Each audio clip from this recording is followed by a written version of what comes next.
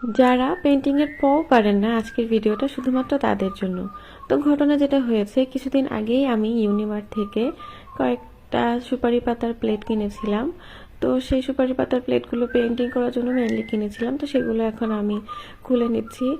আর আমিও mainly painting খুব একটা বেশি পারি না, তাই খুবই সহজভাবে কিভাবে পেন্টিং করা যায় সেটা আমি আজকে নিজেও করবো আর আপনাদের সঙ্গে শেয়ার করব।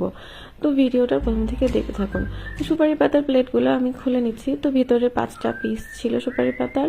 তো আমি আজকে 3টা প্লেটে কালার করব আর বাকি 2টা রেখে দেবো, অন্য কোনো দিন কালার করব। তো প্রথমে ভাবলাম যে রেড কালার দিয়ে শুরু করা যাক। আমি আসলে পেন্টিং এর কিছুই বুঝি না বা পারি না, কিন্তু অনেক শখ পেন্টিং করার। তো কখনো কারোর কাছ থেকে কোথাও থেকে শেখার মতো সুযোগ হয়নি। তো নিজে নিজে যতটুকু পারি আর ফেসবুক ইউটিউব থেকে যতটুকু ট্রিক্স দেখেছি সেগুলো ফলো করে বানানোর চেষ্টা করব আজকে। তো প্রথমে একটু রং নিয়ে নিলাম, তার মধ্যে রংটা বেশি ঘন ছিল তাই পাতলা করার জন্য একটু পানি ইউজ করেছি। তো পানি ইউজ করাতেই রংটা খুব ইজিলি সব জায়গায় স্প্রেড করতে পারছি। আর এই পার্টটা আমার কাছে খুবই স্যাটিসফাইং লেগেছে, খুবই ভালো লাগছিল কালার করতে। যারা কালার করতে পছন্দ করেন তাদের কাছে আশা করি অবশ্যই ভালো লাগবে।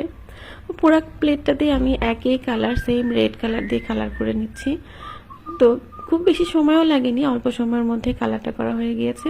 আর কালার করার পরে এটা 10 থেকে 15 মিনিট সময় দিতে হবে শুকানোর জন্য। আর শুকানোর পরে এটার উপরে আমি পেন্টিং করা শুরু করব। এইভাবে পেন্টিং করলে জিনিসটা দেখতেও একটু সুন্দর লাগবে আর পেন্টিংটাও খুব সহজেই করা যাবে, সেটা আমি একটু আগের থেকে চিন্তা করে নিয়েছিলাম।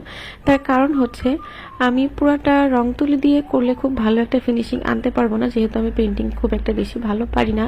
তো সেই জন্য চিন্তা করলাম যে পেন্টিং এর পাশাপাশি এর মধ্যে একটু গ্লাস লাগালে তাহলে জিনিসটা আরেকটু সুন্দর হবে। তো সেই জন্য আমি প্রথমে একটা গোল গ্লাস লাগিয়ে নিয়েছি, দেখতে পাচ্ছেন। আর তারপরে সব থেকে সহজ যে অংশটা সেটা হচ্ছে চারপাশে 4টা পাতার মতো শেপ দিয়ে নিয়েছি সাইন পেন দিয়ে।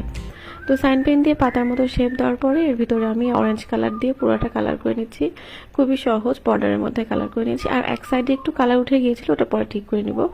আর অরেঞ্জ কালার দিয়ে কালার করার পরে এর উপর দিয়ে আবার সাইন পেন দিয়ে একটু বর্ডার দিয়ে নিলাম, তারপর দেখতে সুন্দর লাগছে, জিনিসটা সুন্দর ক্লিয়ার হয়েছে। তো এরপরে দেখতে পাচ্ছেন চারপাশে আমি আরো 4টা ছোট ছোট কাঁচ বসিয়ে নিয়েছি। তো তারপরে কাঁচের সাইড দিয়ে আবার আমি সাইন পেন দিয়ে একটা বর্ডার দিয়ে নিয়েছি। আর সেই বর্ডারের সাইড দিয়ে সব থেকে সহজ যে ট্রিক্সটা সেটা হচ্ছে কটন বার দিয়ে ডট ডট দিয়ে। আর দেখতে পাচ্ছেন এভাবে কটন বার দিয়ে ডট ডট চিহ্ন দিয়ে আমি পুরা পেন্টিংটা কমপ্লিট করে ফেলেছি। এভাবে খুব ইজিলি আপনারা তো সুপারি পাতার প্লেটে পেন্টিং করতে পারেন। আর এরপরে চিন্তা করলাম অন্য একটা ডিজাইন করি। তো সেই জন্য আমি সেম ওয়েতে আমি 4টা কালার দিয়ে 4টা লাইনে পেন্টিং করে নিয়েছি। আর এর মধ্যে আমি চিন্তা করছি আর একটু অন্য কিছু, প্রথমবার যেহেতু গ্লাস লাগিয়েছিলাম এবার আমি গ্লাস লাগাবো না, তো চেষ্টা করছি অন্য কিছু করার। তো যার জন্য আমি সব থেকে চিকন একটা তুলি ইউজ করেছি। চিকন তুলিটা দিয়ে এখানে আমি ব্ল্যাক কালার ইউজ করব। তো ব্ল্যাক কালার দিয়ে এখানে যে গাছ থাকে, এই ধরনের পেন্টিং আমরা ফেসবুকে অনেক দেখেছি বা ইউটিউবে।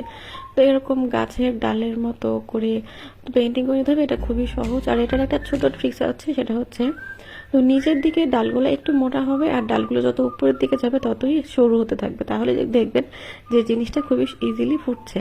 তো এরপরে আমি আবার সেই একইভাবে কটন বার দিয়ে ডট ডট ডট ডট দিয়ে দিলাম। আর এর উপরে হোয়াইট কালারটা ইউজ করার চেষ্টা করেছি, এই জন্য পেন্টিংটা খুবই ব্রাইট লাগছিল।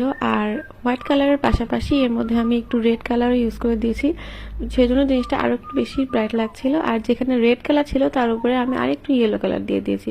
এটা আসলে নিজের মনের মতো আপনারা পেন্টিং করে নিতে পারেন। তো এই একইভাবে আমি এইটা আমি একই রকম করে সেই কটন বারের থেরাপি দিয়ে ফুলের মতো করে বানিয়েছি। আর এই ছিল আমার আজকের সবগুলো পেন্টিংগুলো কেমন হচ্ছে অবশ্যই কমেন্টে জানাবেন। আর আমার ভিডিওটা ভালো লাগলে অবশ্যই লাইক করে দেবেন আর চাইলে প্রোফাইলে শেয়ার দিয়ে রেখে দিতে পারেন। দেখা হবে নেক্সট কোনো ভিডিওতে, সে পর্যন্ত সবাই খুব ভালো থাকবেন। আল্লাহ হাফেজ।